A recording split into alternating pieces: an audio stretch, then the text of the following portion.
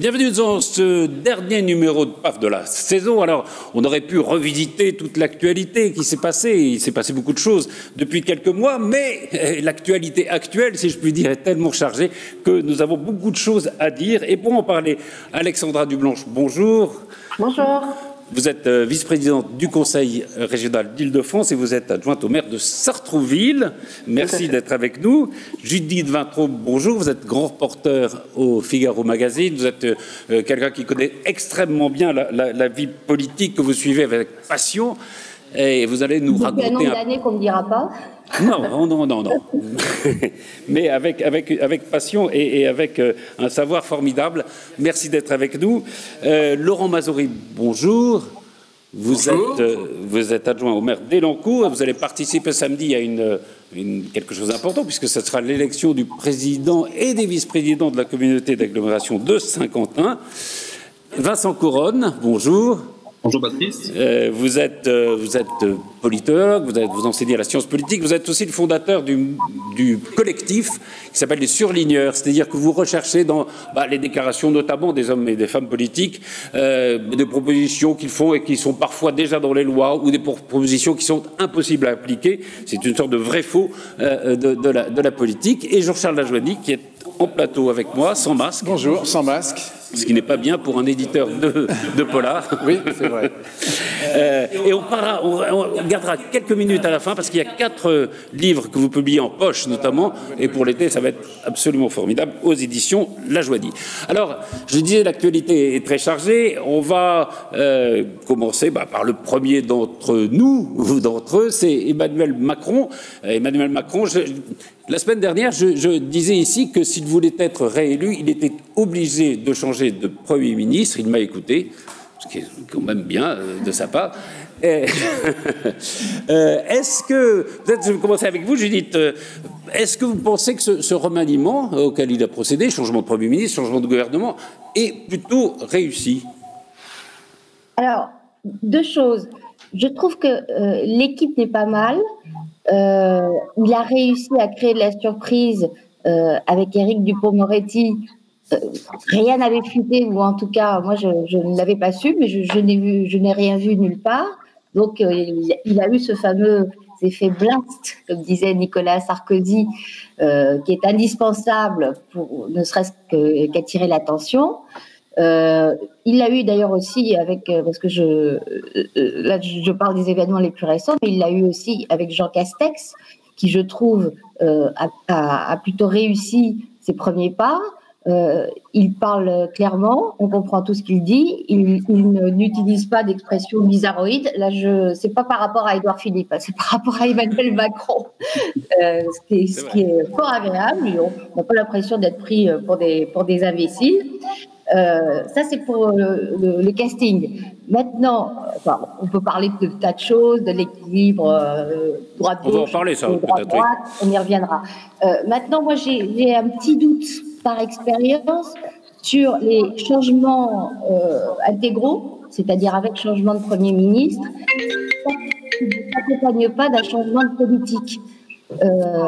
On a eu ça sous François Hollande, quand il a changé de politique en gardant Jean-Marc Ayrault et attendu quelques mois ou même un peu plus au municipal pour le remplacer par Manuel Valls, qui lui incarnait ce virage pro-entreprise, beaucoup plus soucieux des questions de sécurité. Et du coup, les Français n'ont pas compris. Donc, qui dit changement de Premier ministre, bouleversement, dit changement de politique.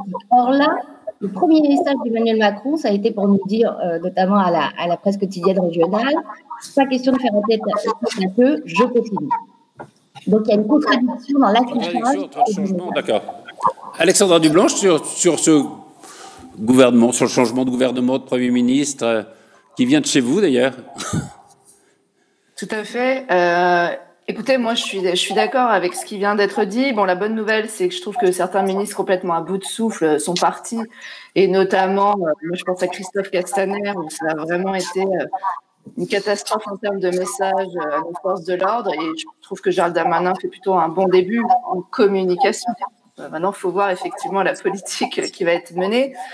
effectivement, je pense que ce changement de gouvernement, c'est un bon coup de com'. C'est bien réussi en termes de coup de com', de casting.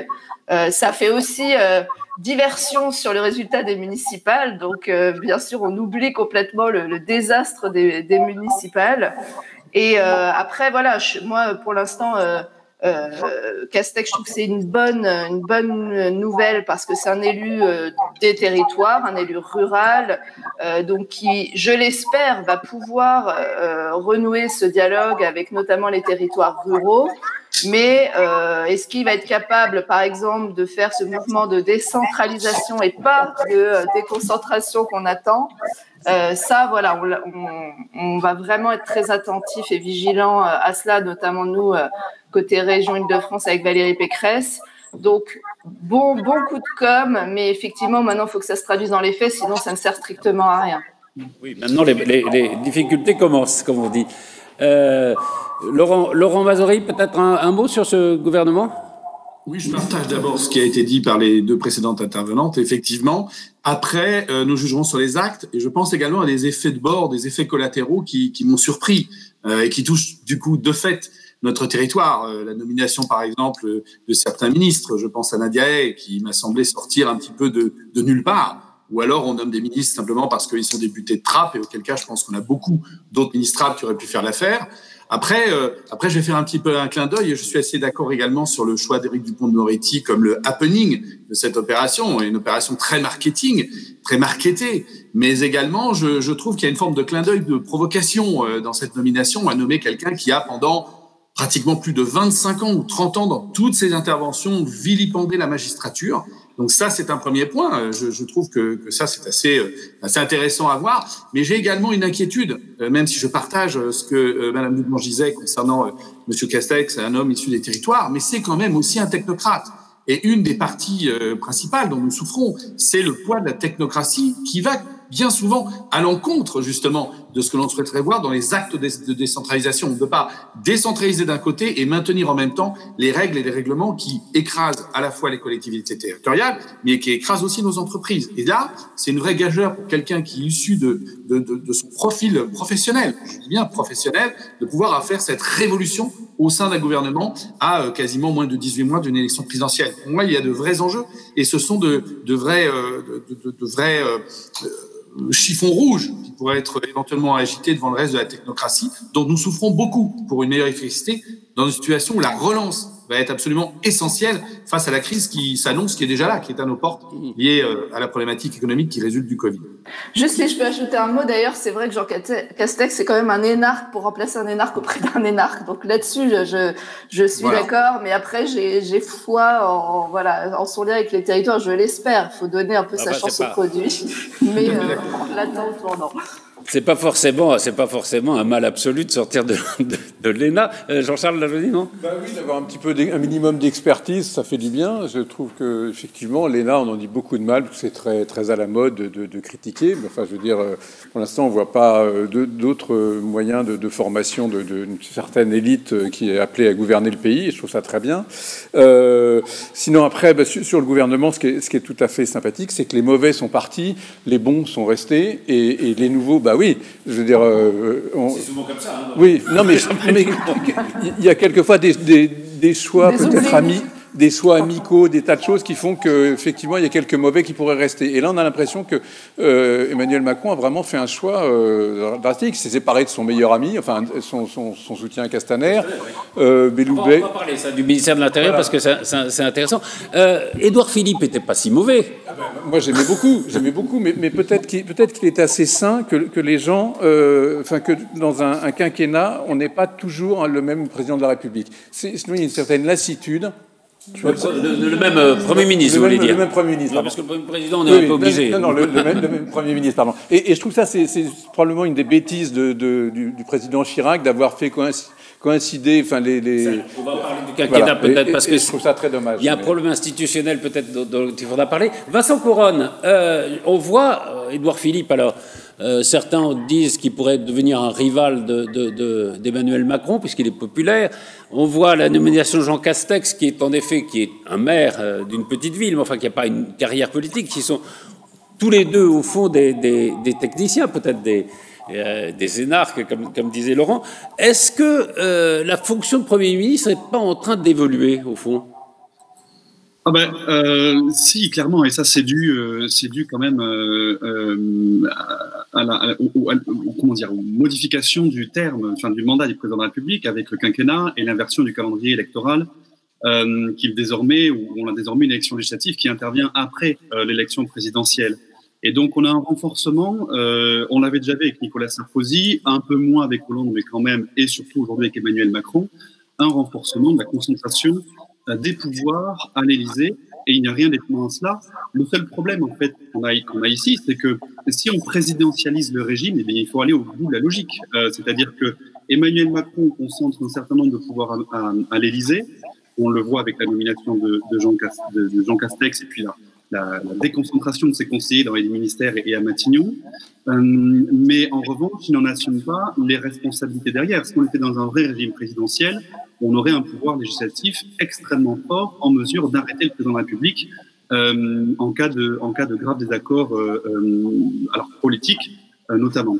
Et donc là, ici, on l'a pas. Donc on a un régime parlementaire toujours en France avec un Premier ministre qui est censé être fusible et assurer la responsabilité politique des actes ou de la volonté du président de la République. Et ça n'est plus le cas désormais, puisque même le remplacement d'Édouard Philippe ne s'est pas fait sur un désaccord sur la ligne politique, mais simplement sur une question purement de stratégie électorale. Donc oui, effectivement, le régime se présidentialise, mais attention, il ne devient pas un régime présidentiel. Il reste bien un régime parlementaire, on va dire, ultra présidentialisé. Je crois que Nicolas Sarkozy a soufflé à l'oreille d'Emmanuel Macron l'idée de supprimer le Premier ministre dans le prochain quinquennat, s'il y avait un prochain quinquennat. Judith Vintraube, est-ce qu'il n'y a pas quand même, derrière tout ça, et on le voit quand même, une solitude absolue du président de la République? C'est-à-dire que Jean Castex, il va à l'Assemblée, il rencontre des députés, il rencontre des gens, il va dans des usines, etc. Et on a l'impression quand même d'un président de la République qui est de plus en plus seul, de plus en plus isolé. Et est-ce que c'est pas le problème, au fond, des institutions de la Ve République? Mais si, mais d'ailleurs, moi je trouve qu'il faut faire remonter cette évolution sans éléments appréciatifs du rôle respectif du Premier ministre et du Président de la République. On a oublié, mais quand Chirac nomme Jean-Pierre Raffarin, certes, c'est un élu, mais c'est quand même d'abord quelqu'un d'extrêmement fidèle et absolument pas connu nationalement. Dominique de Villepin, encore pire. Donc cette évolution-là, elle est ancienne et vraiment à raison institutionnelle. Maintenant, la solitude d'Emmanuel Macron, oui. On a vu que pendant le remaniement, il a essayé de pêcher à gauche et il s'est pris des râteaux, pour parler familièrement. Au moins deux, Valérie Rabault, qui est d'ailleurs, puisqu'elle a refusé un ministère, présidente du groupe socialiste à l'Assemblée nationale, Ségolène Royal, dont on s'est moqué, mais qui a effectivement été appelée... Ah oui, par Jean-Yves. Elle a montré les messages de Jean-Yves Le Drian. Ouais. Après, apparemment, Emmanuel Macron, lui, ne l'a pas appelé derrière. Bon, donc ça n'a pas marché. Donc, solitude politique à gauche, même si Éric Dupond-Moretti est marqué à gauche, il n'a pas sa carte du PS.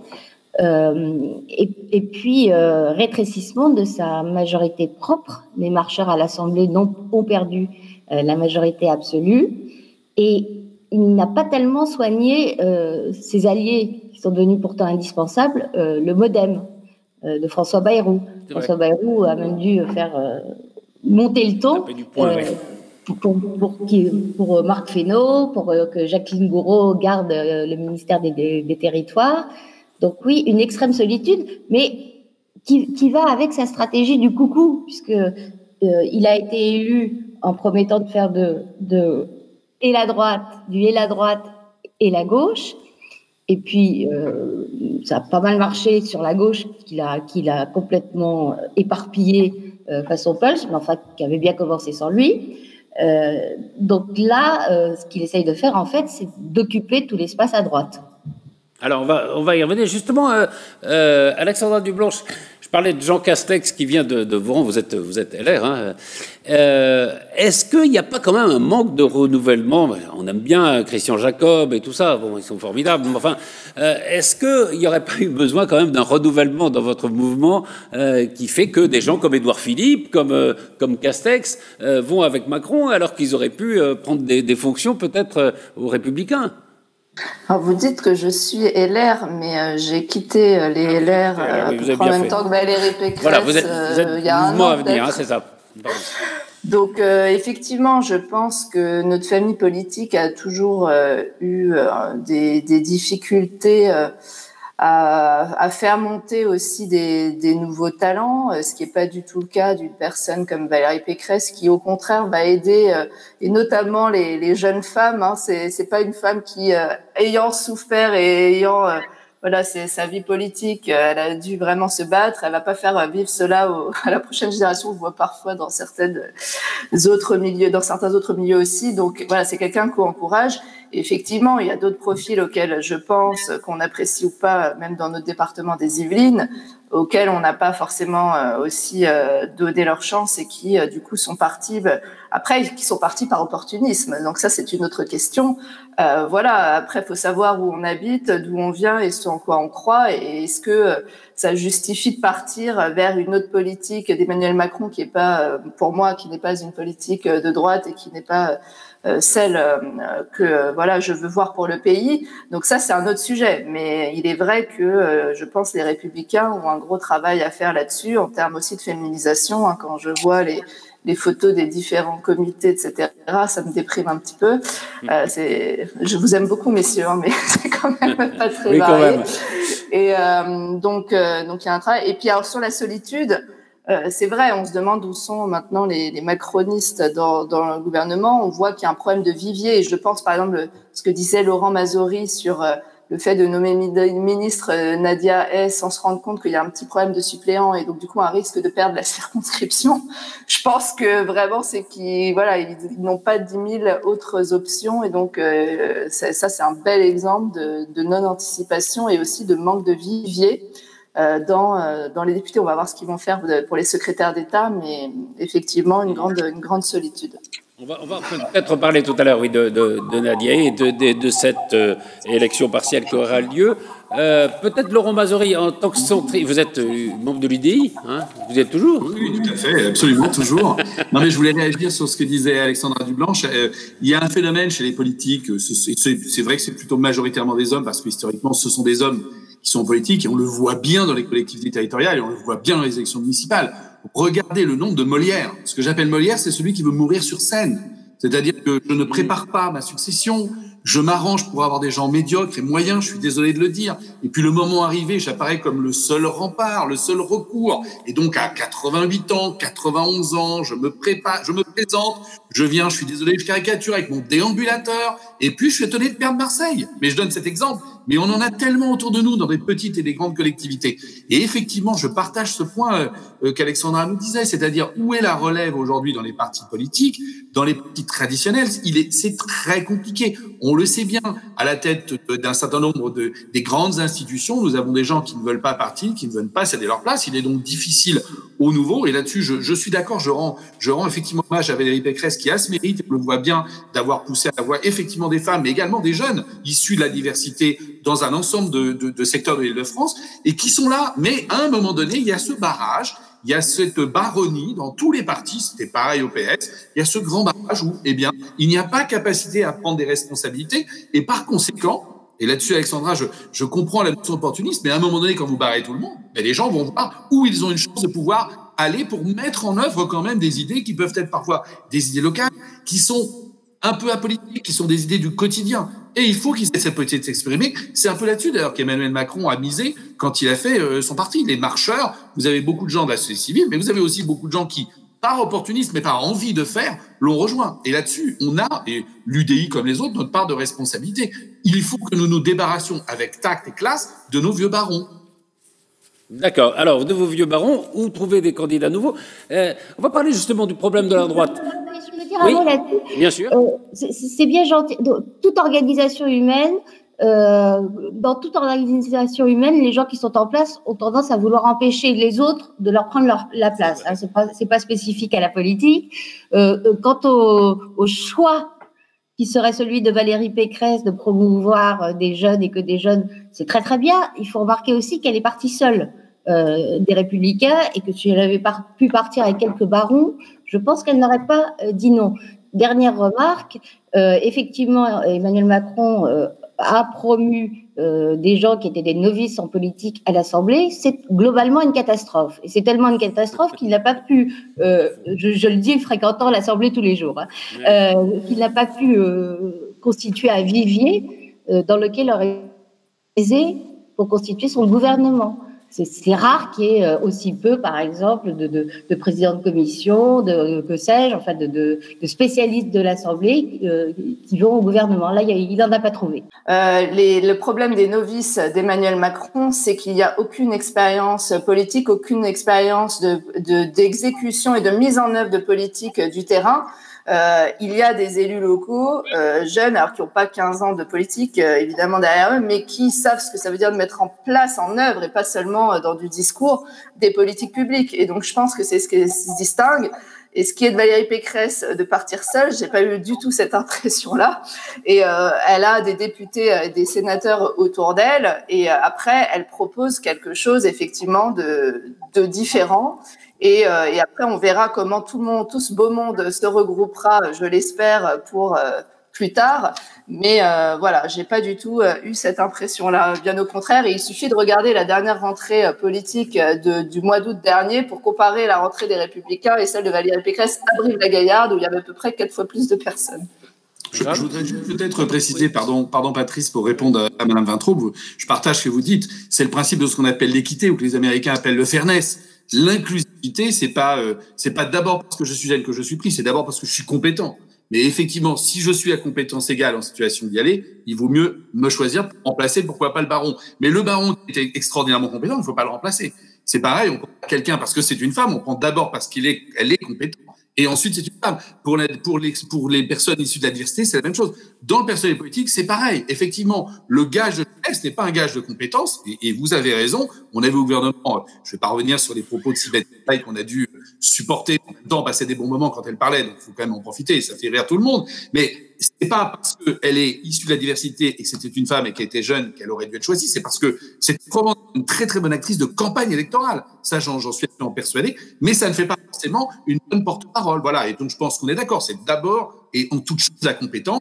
Ensuite, la diversité et le reste de l'inclusivité vient comme une donnée supplémentaire. Je voulais juste apporter cette précision parce qu'elle me semble importante. C'est un peu ce que disait Judith, c'est-à-dire qu'il y a quand même un problème de compétences chez les marcheurs qui était à la fois une aspiration au renouvellement de la vie politique, mais après, bon, il faut pouvoir assurer quand on est en fonction. Jean-Charles, pardon. Oui, alors j'ai toujours un peu l'impression d'entendre les mêmes critiques, quels que soient les personnels politiques, on ressort les mêmes analyses en disant oui, il n'y a pas de renouvellement, les gens de la société civile sont des nuls. Quand on les appelle pas, on dit c'est scandaleux, tout est confisqué par les politiques. Quand on les appelle, c'est une catastrophe. Quand on remercie les gens qui sont pas bons, comme par exemple la porte-parole comique là, qui s'en va, bah, c'est très bien. On réalise qu'elle n'est pas bonne, elle s'en va. Donc arrêtons toujours de critiquer sur le principe. Il y a des jeunes, il y a des femmes, il y a des gens améliorés. De Montchalin ne me paraît pas être la dernière des abrutis.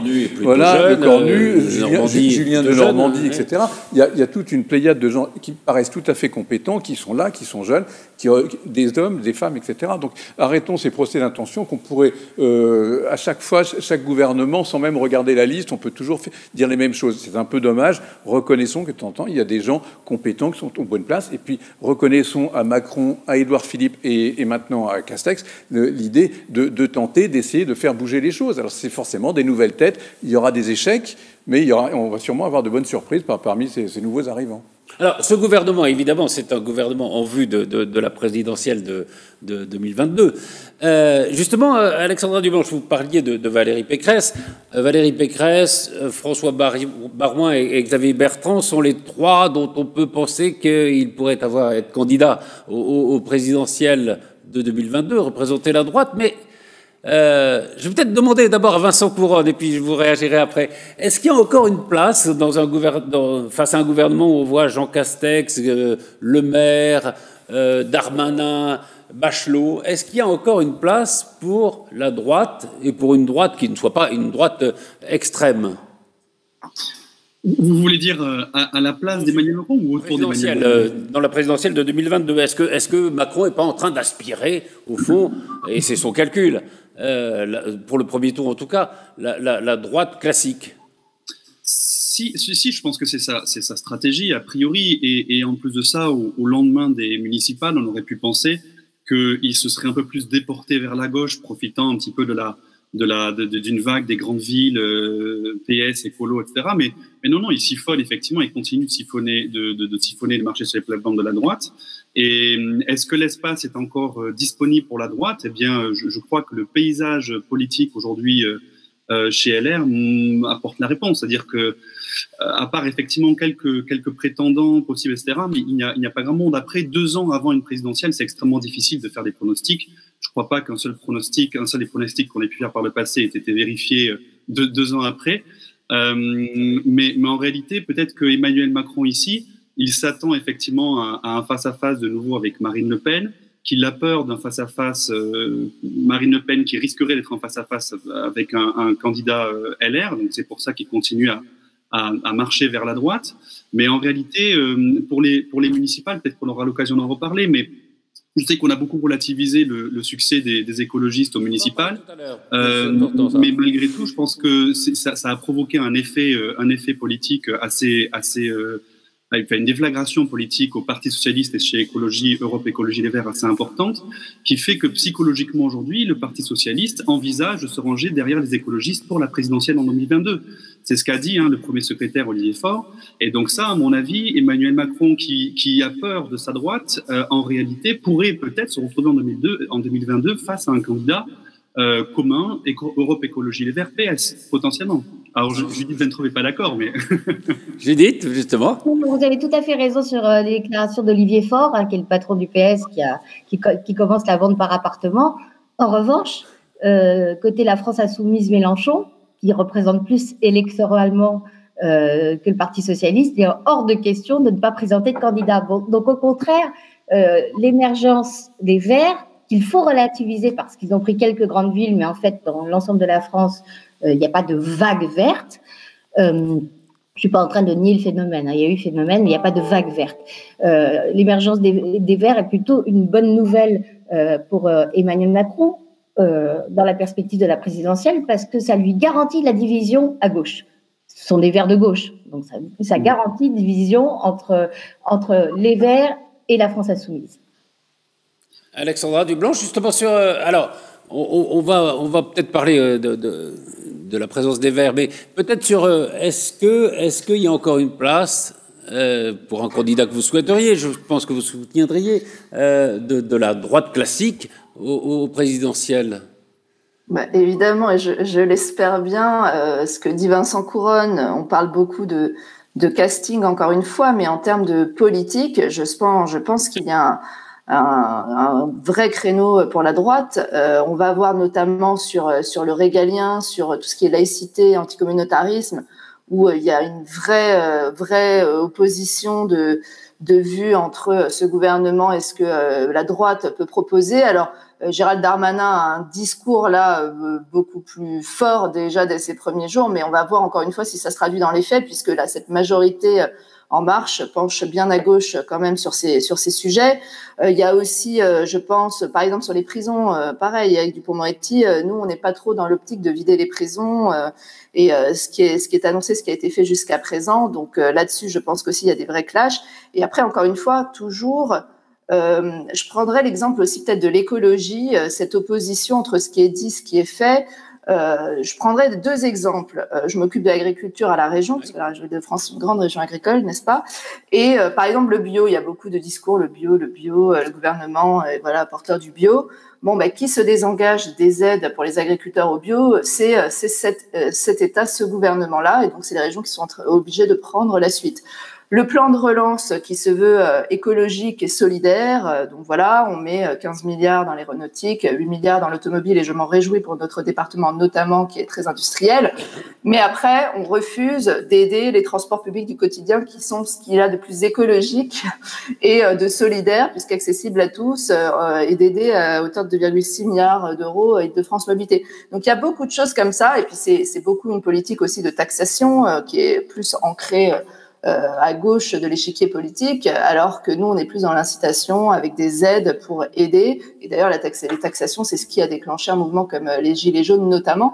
Donc, il y a beaucoup de choses sur lesquelles on n'est pas d'accord. Et effectivement, aussi tout ce qui est organisation du millefeuille français, des collectivités, avec cette volonté de décentralisation. Pourquoi on veut de la décentralisation? C'est pas juste une histoire de pouvoir, c'est une histoire d'efficacité. On l'a très bien vu pendant cette crise. Qui a été le plus efficace? C'est les maires, c'est les régions, c'est les départements, c'est absolument pas l'État, même sur des questions de santé, comme qui sont de la compétence de l'État. On l'a vu sur les masques. Donc, on veut un mouvement et on va voir s'il va arriver. Encore une fois, qu'il ne soit pas de déconcentration en donnant plus de pouvoir aux préfets dans les départements, mais donc à l'État, mais de décentralisation, faire confiance aux collectivités, à ceux qui sont plus proches du terrain et qui sont le plus capables d'adapter des politiques aux réalités du terrain. On va pas porter la même politique en Seine-et-Marne ou à la Défense, c'est évident, mais pour cela, il faut une bonne connaissance du terrain. Donc, il y a énormément d'enjeux sur lesquels on est en contradiction. Et il y a des enjeux, il y a des politiques sur lesquelles on se retrouve, et tant mieux. Et si ça va dans le bon sens, on l'a toujours soutenu, en tout cas avec Valérie Pécresse, mais il y a des grands points de blocage. Jean-Charles Lajoie? Oui, je suis toujours étonné par le fait de vouloir trouver un candidat à droite. On a un président de centre-droit, et c'est très bien comme ça. Il n'y a pas besoin d'autres personnes, d'autres candidats. Ensuite, les trois personnes qu'on a vues, que ce soit Barouin, Pécresse ou Xavier Bertrand, c'est en tout cas pour Barouin et Xavier Bertrand, ils paraissent tout à fait Premier ministrable compatible avec un Macron président une deuxième fois. Valérie Pécresse, pourquoi pas? Je trouve qu'elle a l'air très bien à la région, donc peut-être qu'il y a un moment... Voilà, c'est bien aussi de rester là. Mais enfin, en tout cas, voilà, tous les trois, ce serait tout à fait... Et je ne vois pas d'opposition. Et je pense que c'est un peu curieux de la part... C'est pas une question d'opposition, c'est une question de place. Est-ce qu'il y a une place ou pas? Oui, mais c'est peut-être ça qui est en train de tuer les Républicains. C'est-à-dire que plutôt que d'essayer de se dire qu'est-ce qu'il y a de bien chez Macron, etc. On est là, il va falloir qu'on se démarque absolument. Et comment se démarquer de quelqu'un qui est... C'est pas du tout ce que j'ai dit, vous ne m'avez pas écouté, qui pense quasiment... Non, mais je ne dis pas que c'est ce que vous avez dit, vous. Mais en règle générale, on est toujours là en train de dire, bon, la droite doit se réinventer, les Républicains. Mais que les Républicains n'essayent pas de se droitiser comme des fous. Ou de dire, Macron fait très bien le job. Je veux dire, la moitié des Français considèrent que c'est un président de centre-droit. Et voilà, je veux dire, c'est peut-être dommage pour les gens qui avaient d'où son énorme succès au municipal. Oui. Alors, sur les énormes succès, il y a des succès électoraux qui comptent beaucoup. Je veux dire, après... les municipales, ça n'a aucune importance. Bien sûr. Oui, mais après, il faut comparer, c'est comparable. On sait très bien que là, 83% des maires ont été réélus. Il ne fallait pas s'attendre. C'est vraiment de l'acharnement contre Macron que de dire il a perdu les élections municipales. OK, ça n'a pas été un franc succès. Déjà, en termes d'objectifs, partir sur 10 000 conseillers municipaux, c'est comme si moi, je me disais, je vais courir un marathon, mais je me fixe l'objectif d'1 kilomètre. Donc, c'est sûr que déjà, il part pas bien loin. L'objectif était assez bas. Enfin, 83% des maires réélus, la République En Marche ne peut pas faire grand-chose. Laurent Mazory, c'est un président de centre-droit? Pardon. C'est vraisemblablement un candidat qui aujourd'hui est devenu de centre-droit, mais moi je n'oublie pas d'où il vient, et je rappelle quand même qu'il était à l'Élysée et qu'il a fait une grosse partie de la politique de François Hollande, plus ou moins de succès, et d'ailleurs plutôt moins pendant un certain temps et un peu plus quand il était sur le point de partir. Donc qu'il vienne de la gauche et qu'il soit passé à droite par volonté de carrière, c'est assez classique. Qu'il réussisse un nombre de choses bien, moi je suis assez d'accord avec M. Lajoie là-dessus, oui, mais néanmoins il n'empêche effectivement que la droite, mais le centre, bien entendu, devra soutenir et présenter un candidat. Parce que je vais prendre un exemple, Madame Dublanche en a parlé un tout petit peu en parlant de la politique des prisons, puisque je parlais de Maître Dupond-Moretti hier. Sa première visite a été à Fresnes. Moi, personnellement, j'ai été choqué, et ce n'est pas ma politique, d'entendre C'est quasiment ce qui a été dit avec le directeur de la prison. Ah, la bonne nouvelle, grâce au Covid, nous avons pu élargir un maximum de prisonniers et du coup, il n'y a plus de surdensité carcérale à Fresnes. Mais qu'est-ce que c'est que ce genre de réjouissement que nous pouvons avoir de nous dire c'est super, nous avons élargi des délinquants. Moi, mon objectif, je suis très clair, et d'ailleurs, pour le coup, en deuxième partie, j'avais soutenu la candidature de François Fillon après avoir soutenu celle d'Alain Juppé en première partie, c'était le programme d'ouverture de nouvelles places de prison. Parce que, puisqu'on parle de soutenir, par exemple, les policiers, moi, mes amis policiers, quand ils arrêtent quelqu'un, je vais enfoncer les portes ouvertes, mais au bout de 24 ou 48 heures, ils sont dehors. Et je les entends dire, oui, mais les magistrats et le système judiciaire. Mais soyons honnêtes, des instructions ont toujours été données par le parquet sur des quotas de personnes à mettre en prison parce que il n'y a pas de place pour les accueillir. C'est une logique, j'en suis désolé, budgétaire. C'est pas choquant. Mais si on veut lutter contre l'insécurité dans les rues, concrètement, il faut à un moment donné, effectivement, faire comprendre à des gens qui vont être punis. Le parcours de ces différentes peines passe par, pour un certain nombre d'entre elles, de la prison. Je ne reviendrai même pas sur la Taubira avec les peines de prison de moins de 2 ans non effectuées. Et donc, il faut des places de prison. Sinon, on peut toujours avoir des policiers, leur permettre d'arrêter les gens, et puis on peut les mettre en guerre avec la magistrature. Mais une partie de la magistrature, de toute façon, n'a pas les moyens de mettre en prison, je suis désolé, les délinquants. Donc, on voit bien qu'il y a là la nécessité d'avoir un candidat qui porte ces valeurs-là, qui sont aussi des valeurs du respect de la République. Je rappelle que quand on arrête des gens qui ne respectent pas la loi, on est au cœur des valeurs républicaines, et que ces valeurs républicaines, pour le coup, elles ne sont ni de droite ni de gauche, elles sont issues de la Révolution française. Donc, à un moment donné, oui, il faut un candidat de droite et du centre aux élections. Même si Emmanuel Macron fait bien le job sur certains sujets, et comme le disait Mme Dublanche, nous, les uns et les autres, nous le soutenons quand ces mesures nous semblent bonnes pour nos agriculteurs. Et ça arrive, il y a des bonnes mesures, mais il y a aussi, vous avez raison Mme Dublanche, toute cette hypocrisie sur le bio. Je suis heureux que vous l'ayez trouvé parce que c'est ce qu'on vit au quotidien. Et le bio, en réalité, ce sont les collectivités territoriales qui le font quand elles passent des marchés publics pour les candidats, parce que c'est cette commande-là qui génère la majeure partie et le volume. Voilà. Et donc, oui, il faut un candidat de droite et du centre en face de Macron aux prochaines élections présidentielles, Patrice. Bon. Je suis plus tout à fait sûr que François Fillon soit pour l'exécution des peines, absolument. Mais peut-être, attends, Judith et Jean-Charles. Oui, non, moi, c'est malhonnête, Patrice, il l'était, Patrice. Je voulais dire qu'effectivement, Alexandra Dublanche avait mis le doigt sur les deux questions qui ne permettent pas d'identifier les Républicains et Emmanuel Macron. La sécurité, Laurent Mazory en a parlé brillamment, je ne reviens pas dessus, mais effectivement, elle a raison, il y a aussi la laïcité.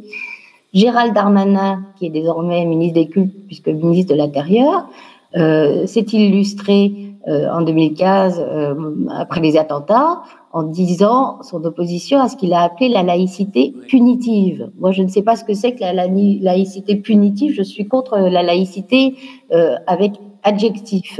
Il a aussi proposé une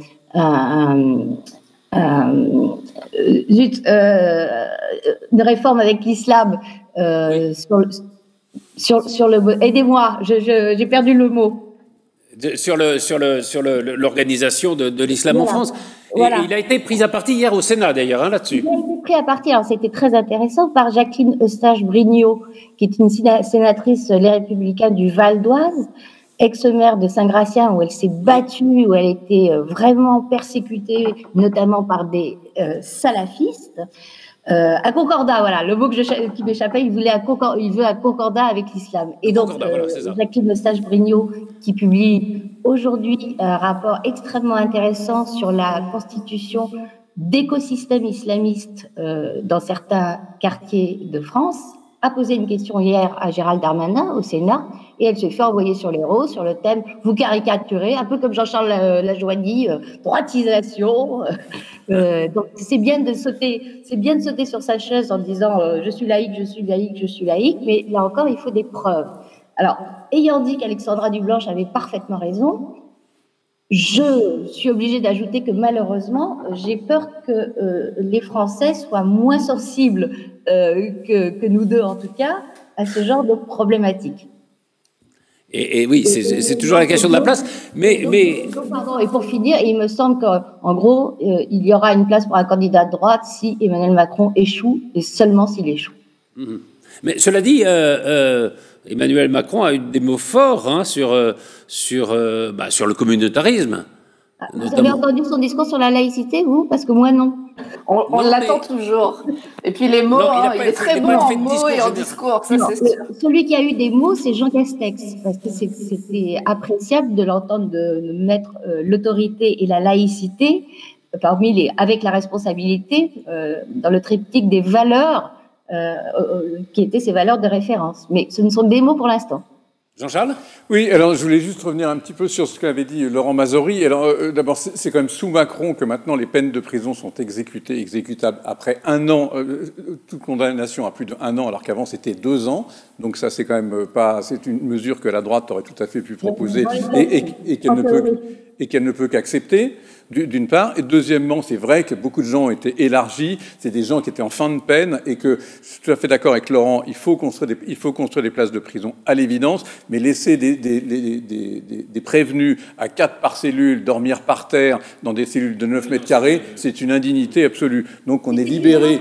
C'est le contraire, elle a voulu élargir, elle a voulu garder les prévenus, et comme elle s'y est mal prise, je parle de Nicole Belloubet, sa décision n'a pas été appliquée. Elle a fait tout l'inverse. On est d'accord. De toute façon, c'est même plus la peine de faire le procès de Belloubet, qui était d'une nullité consternante. Mais dans les faits... Le problème, c'est... Alors, si on veut aborder ce problème, mais c'est quand même le problème du budget de la justice, qui est quand même absolument scandaleux. Enfin, on est dans les derniers, quoi, dans les budgets de la justice en France. On voit bien comment les magistrats n'ont pas de moyens pour travailler, comment ils sont submergés par les affaires. On voit bien comment les prisons sont suroccupées, en effet. Et alors, c'est vrai que le Covid, finalement, ça donne une bonne nouvelle pour les prisons, parce que, du coup, on est à 100% d'occupation. Donc, on est tout à fait content. C'est une bonne nouvelle pour les prisons, la Covid, mais c'est une catastrophe pour la justice. C'est un problème de budget. C'est une catastrophe pour la justice, parce que la justice s'est quasiment arrêtée pendant 2 mois et demi. Donc il y avait déjà un engorgement total de tous les tribunaux. Et là, il y a des procès qui sont remis à 1 an et demi. Enfin là, il y a une défaite et une défaillance de la justice, effectivement, parce que ça fait des années que le budget est ridicule et qu'il faut savoir ce qu'on veut et qu'il faut construire des places de prison, il faut des magistrats, il faut plus de moyens, c'est une évidence. Alors, Vincent Couronne, on va revenir à ce que vous disiez tout à l'heure, c'est-à-dire ce que vous appelez, vous, la poussée verte. C'est vrai dans les grandes villes, Bordeaux, Lyon, Strasbourg notamment. Est-ce que... Pardon ? Non, quelqu'un intervenait. Est-ce que Judith disait, au fond, c'est une bonne nouvelle pour Macron parce que ça va diviser la gauche. Est-ce que Macron ne se perdrait pas à aller chercher un électorat qui est quand même extrêmement disparate? Dans les Verts, il y a des gens de gauche, il y a des libéraux, il y a des anti-croissance, il y a des gens qui sont pour la croissance verte. C'est un électorat très compliqué à capter, non? Oui, je pense qu'il en capte déjà une partie parce que ne serait-ce que par les Verts qu'il arrive ou les écologistes qu'il arrive à capter au sein de son gouvernement. La nomination de Barbara Pompili en est un exemple. Mais je trouve quand même que c'est vrai, effectivement, il faut relativiser cette victoire des Verts au municipal. Je suis d'accord, ils n'ont pris que quelques grandes villes, 8 grandes villes en France, etc. En revanche, je pense vraiment que sur ce sont pas des petites villes qu'ils ont prises, ce sont quand même des villes comme Bordeaux, comme Lyon, comme Strasbourg, etc. Et si on fait le compte des 8 grands groupes que les Verts ont remportés, ça représente 1,7 million d'habitants en France, d'accord?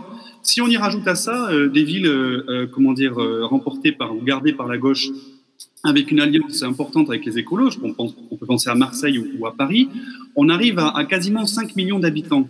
En réalité, en fait, ce que ces municipales provoquent, même si c'est une petite partie de l'électorat français, c'est quand même 10% du corps électoral. Et au final, ça va donner une visibilité aux écologistes. Et surtout, ce qu'il faut retenir, à mon avis, c'est que les écolos ont gagné systématiquement grâce à des alliances avec le reste, une partie de la gauche, et que ça peut enclencher une dynamique pour la présidentielle. Alors c'est vrai que si on regarde les chiffres d'aujourd'hui, d'intention de vote, etc., socialistes, ça pèse pas grand-chose, etc., mais tout est question ici de dynamique. Et à mon avis, ces municipales, même si, encore une fois, les écolos n'ont pas remporté, d'un point de vue du suffrage, ces élections municipales, d'un point de vue symbolique et médiatique, force est de constater que ça enclenche une dynamique. Alors moi, j'ai une explication qui vaut ce qu'elle vaut, mais j'ai l'impression que on annonce partout un deuxième tour Macron-Le Pen pour 2022. Et quand on regarde les sondages, les Français n'en veulent pas. Et moi, mon impression, c'est qu'ils cherchent une alternative à ce combat annoncé d'avance, et que peut-être ils le cherchent chez les Verts. Qu'est-ce que vous en pensez les uns et les autres? Je vais vous faire commenter mes intuitions. Une minute. C'est effectivement une hypothèse de travail intéressante. C'est vrai que les Français sont peu intéressés par le duel Le Pen-Macron. Le match retour, à chaque fois, il l'écarte. Parce que, et heureusement, en France, c'est quand même toujours un match retour, que ce soit Chirac ou Macron, qui est emporté assez grandement par le candidat démocrate. Mais effectivement, peut-être d'abord qu'un jour, ça pourrait basculer. C'est quand même extrêmement dangereux. Mais deuxièmement, c'est vrai que le discours politique et le débat politique gagnerait sûrement entre deux personnes qui pourraient être Macron et un candidat ou un Vert et Le Pen, j'en sais rien d'ailleurs, gauchiste, etc. Ça c'est une certitude. Non, quelqu'un va intervenir sur cette... Oui, moi, Patrice, j'avais peut-être quelque chose à dire. Je vais relancer un débat, mais quand vous dites, Patrice, les Français, on a l'impression que les Français ont envie. Moi, j'ai l'impression que les médias ont envie et que, encore une fois, si nous nous mettions à parler autant tout d'un coup je vais faire exprès, de Marine Le Pen, que nous parlons toutes les 2 minutes, même si c'est justifié, du réchauffement climatique et des risques écologiques, je pense que les Français vous diraient que, tout bien considéré, ils veulent un arbitrage entre Marine Le Pen et Emmanuel Macron. La réalité, c'est que malheureusement, et surtout dans l'élection présidentielle, pour ça, Blanche parlait tout à l'heure des programmes dans les petits, sauf que, à la dernière minute, vous constaterez que c'est souvent le candidat le plus médiatisé, le plus beau ou la plus jolie qui l'emporte. Parce que ça reste une élection hyper personnalisée. Il en va de même de la tendance politique aujourd'hui. Je vous assure que si nous nous mettons sur toutes nos antennes de télévision et de radio d'expliquer demain qu'un astéroïde va frapper la surface de la Terre et qu'un parti se crée, le parti qui sera contre l'astéroïde l'emportera. Je fais exprès de la provocation, je ne veux pas paraître comme le Trumpiste, mais j'essaie de dire que quand vous avez un écosystème qui a effectivement comme sujet la transition écologique, moi j'en entends toujours beaucoup parler, mais personne jamais ne l'explique d'ailleurs. La transition écologique est bénéfique pour l'économie. Ça, c'est en général la dépense d'argent public. C'est rarement un business qui se monte. Alors, si, par exemple, la voiture à hydrogène. Voilà, là, on a un point précis. Et ça, c'est quelque chose qui est concret. Bizarrement, je n'entends pas les écologistes en parler. Le poids du nucléaire, on fait tout l'inverse. Nous, on se transforme en allemand. C'est-à-dire qu'on ferme nos centrales nucléaires pour acheter par la fermeture de Fessenheim, qui certes était une centrale vieillissante, il aurait mieux valu en construire une autre, je vais faire de la provocation jusqu'au bout, que d'aller acheter l'électricité allemande produite par l'électricité à 68% carbonée. Voilà. Mais ça, on n'en parle pas. Par contre, nous tous, nous les médias, je me mets dedans, parce que j'ai le plaisir aussi d'être président de cette chaîne, donc je vais le dire, nous parlons effectivement toutes les minutes d'écologie. Regardez les appels d'offres. Je suis désolé de le dire, nous avons à peu près 30% de la note aujourd'hui dans les appels d'offres de marché public qui parlent d'écologie. Tout le monde y satisfait, il répond, etc. Comment voulez-vous que les Français, Patrice, ne pensent pas aujourd'hui à l'écologie au moment de voter? Et en particulier jeunes. C'est-à-dire qu'ils sont de plus en plus avec nous, les médias, sur Internet, sur le digital. Je lance un pavé exprès parce que je pense que nous faisons beaucoup l'élection aujourd'hui. Quand je dis les Français ne veulent pas, c'est les sondages qui montrent qu'ils ne veulent pas de ce... Laurent Mazory, et j'ajouterais non seulement les médias, alors je suis dedans, mais moi j'essaye de parler de la pile à combustible à chaque fois que je suis interrogée sur ces sujets-là. Mais avec mes petits bras, évidemment, ça ne permet pas de réorienter le débat. Mais le discours écologique qui a gagné les grandes villes municipales est un discours écologique décroissant, anti-progrès, absolument catastrophique. Mais force est de constater que l'autre discours, ce matin, par exemple, Bruno Le Maire était sur une radio, il a parlé du grand plan hydrogène en Europe, il a parlé de choses comme ça, mais il est un des rares, et malheureusement, les hommes politiques qui sont plutôt dans l'ensemble démagogues sur le sujet, et je pense en premier lieu à Emmanuel Macron, encouragent l'écologisme décroissant. Oui, on l'a vu avec la oui, absolument, voilà. Qui était quand même catastrophique. Exactement. Et juste pour vous dire, alors je suis tout à fait d'accord que l'écologie qui a gagné ces grandes villes, d'ailleurs c'est que des métropoles, c'est loin d'être le cas ailleurs en France, et ça aussi il faut faire très attention une écologie qui soit aussi sociale et accessible à tous, ça on y tient vraiment nous beaucoup. C'est vraiment cette idéologie de la décroissance, l'interdiction. En gros, il faut interdire de circuler pour que les voitures soient propres, il faut arrêter de construire pour que les logements soient sobres. Et nous, on est plutôt dans une écologie du concret avec les maires au quotidien. Ils font de l'écologie quand ils financent des jardins partagés, du compost. C'est du très concret. Et peut-être qu'ils le placardent pas dans un programme, même si beaucoup en ont quand même parlé, mais c'est au quotidien sur toutes leurs actions. Et pour revenir sur la Convention citoyenne, Valérie Pécresse a reçu hier, par exemple, tous les franciliens de cette Convention citoyenne. Voilà, on a analysé toutes les propositions. Il y a des choses à reprendre, sortir de l'usage de la voiture en solo. Si en Ile-de-France, vous passez à 2 personnes par voiture au lieu de 1,1 aujourd'hui, vous stoppez les bouchons. Donc, il y a vraiment du travail à faire là-dessus. C'est pour ça que nous, on finance toutes les applis de covoiturage, on offre le covoiturage en temps de grève, etc., pour essayer d'inciter davantage. Bon, des choses comme ça, la lutte contre l'artificialisation des sols, bien évidemment. Donc, il y a des très bonnes choses. Mais après, ce dont on s'est rendu compte dans ces dialogues avec les citoyens hier, c'est qu'ils n'avaient pas du tout été challengés. Ils avaient une vision très unique d'un seul côté de chaque problème. Et donc, il n'y avait pas eu du tout de dialogue d'une autre vision et aussi de la confrontation à la réalité. Oui, mais les frères étaient complètement orientés, en fait, c'est ça. Oui, ils ont été très guidés, téléguidés. Voilà. C'est problématique parce qu'il y a cette histoire d'orientation et de biais, mais il y a aussi cette histoire de ne pas être du tout dans la réalité. Quand on dit qu'il faut piétonniser tous les centres-villes, alors comment on fait? Ça veut dire qu'il faut faire des voies de contournement et donc des routes autour des villes. Donc, et ils sont pas allés jusque-là dans ces réflexions, donc c'est ça qui est un peu problématique, c'est qu'il faut discuter concrètement de cette écologie et dès qu'on passe à l'opérationnalité des choses, ça devient beaucoup plus compliqué, mais il faut le faire et je pense qu'il y a d'ailleurs des choses quand même à reprendre évidemment dans cette convention citoyenne, mais en la confrontant à la réalité.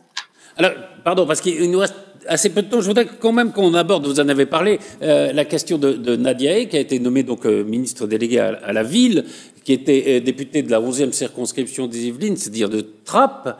Et cette nomination va provoquer une élection partielle au mois de septembre, puisque le suppléant de Madame Hay ne pouvait pas... Enfin, elle a démissionné puisque son suppléant est impliqué dans une affaire de drogue.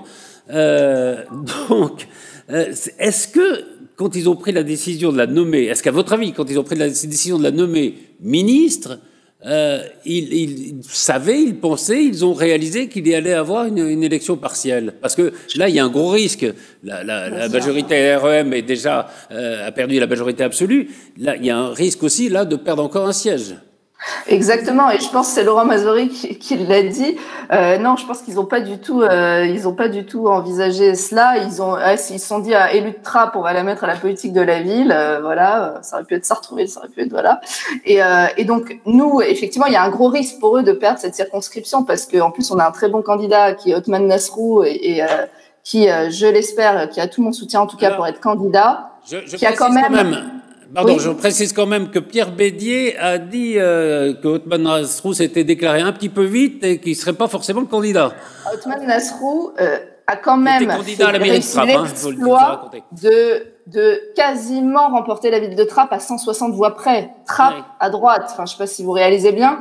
Donc à 160 voix près, avec des pratiques un peu d'ailleurs douteuses du candidat qui a gagné. Donc il a toute la légitimité pour partir sur cette élection-là. Il a le soutien de Monsieur Fourgousse, l'ancien député, d'autres maires de la circonscription, et je pense vraiment qu'il peut remporter cette circonscription. Donc oui, erreur majeure d'Emmanuel Macron là-dessus. Judith Vintraube, vous pensez à un retour de Benoît Hamon, votre ami? C'est un bruit qui a couru d'informations que je peux avoir. Je sais qu'il a été contacté. Il a répondu en premier qu'il n'irait pas, mais je ne suis plus très sûr qu'il ne soit pas éventuellement sur le point de changer d'avis. Ce sont les bruits envers nous. Désolé qu'ils ne sont pas arrivés jusqu'à moi. Je ne peux pas confirmer. Mais c'est intéressant quand même dans la manière dont se fait un remaniement. C'est-à-dire qu'on a quand même l'impression qu'il y a des décisions qui se prennent vraiment à la dernière minute et sans envisager toutes les conséquences qu'elles peuvent avoir. La première décision de ce type-là, c'est quand même celle de promouvoir Gérald Darmanin à l'intérieur, parce qu'en fait, tout était bouclé. Et c'est dans les dernières 24 heures ou dernières 48 heures que Gérald Darmanin a dit c'est très simple, moi, si on ne me donne pas l'intérieur, je retourne à Tourcoing. C'était Blanquer qui devait y aller? Pardon? C'était Blanquer qui devait être ministre de l'Intérieur? Blanquer devait être, oui, ministre de l'Intérieur. Donc, vous parlez d'improvisation, c'en est une belle. Là. Ouais. Enfin, pas de la part de Gérald Darmanin, apparemment. Mais c'est pour ça que c'est toujours assez amusant, les remaniements. On a l'impression que ça peut être très pensé d'avance et tout ça. Et il y a toujours des rebondissements au dernier moment. Merci à tous. Alors, avant de nous quitter, on va faire quelques conseils de lecture de vos éditions. Sandra Martineau, Dernière escale. Voilà. C'est tous des poches, hein. Alors oui, c'est une nouvelle collection de poches, les 4 titres qui sont sortis pour les grandes vacances, enfin pour l'été. Il y a le très très bon Travail-études d'Yvan Robin. Voilà, c'est presque un programme électoral. Hein. Dernière escale, Travail-études. Emmanuel Macron. Voilà. Absolument. Punk Fiction. Alors ça, je sais pas pour qui c'est.